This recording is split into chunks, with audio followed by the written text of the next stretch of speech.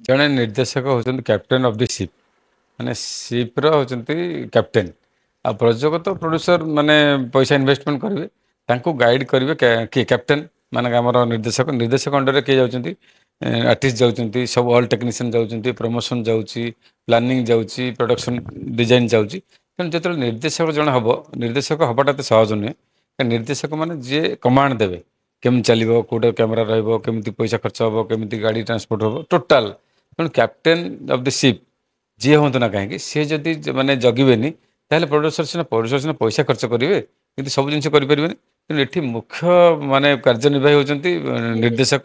ନିର୍ଦ୍ଦେଶକ ଅଙ୍ଗୁଳିରେ ସବୁ କିଛି ଘଟେ। ଏଠି ନିର୍ଦ୍ଦେଶକ ଯଦି କମାଣ୍ଡ ବିହୀନ ନ ହେଇଯିବେ ତାହେଲେ କୌଣସି ଜିନିଷ ଘଟିବନି ଖାଲି ପ୍ରଡ୍ୟୁସର ପଇସା ଦେଇଦେବେ ତାପରେ ରିଟର୍ନ ବେଳକୁ ନଥିବ। ଏଠି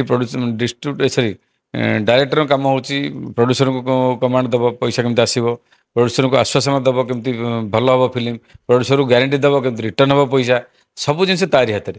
କାରଣ ସିଏ ଚାହିଁଲେ ସବୁ କିଛି କରିପାରିବ ଆଉ ସିଏ ଚାହିଁଲେ ବଜେଟ୍ କମେଇ ପାରିବ ସିଏ ଚାହିଁଲେ ବଜେଟ୍ ବଢ଼େଇ ପାରିବ ଆଉ ସିଏ ଚାହିଁଲେ ବି ଭଲ କାମ ବି କରିପାରିବ। କାହିଁକି ଦେଖନ୍ତୁ ଯେତେବେଳେ ମନେକର ଲୋକେସନ୍ ମାଗୁଛି ଗୋଟେ ଭଲ ଲୋକେସନ୍ ମାଗୁଛି ସୁଟିଂ ପାଇଁ ଯଦି କମ୍ପ୍ରମାଇଜ୍ କରିଦେବେ ତାହେଲେ ଆଉଟପୁଟ୍ ଭଲ ବାହାରିବନି।